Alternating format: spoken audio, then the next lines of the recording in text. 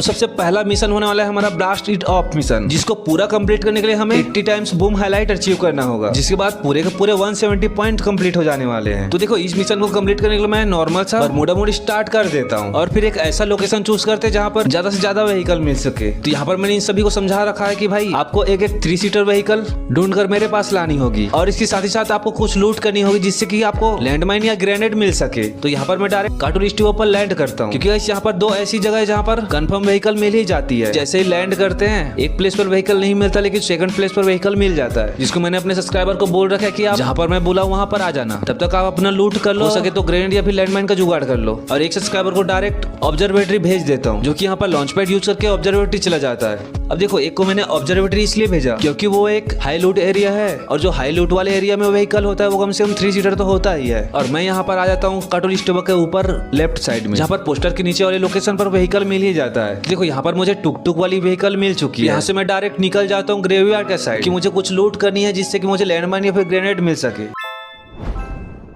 Lead of the show और माई वे और the highway mission.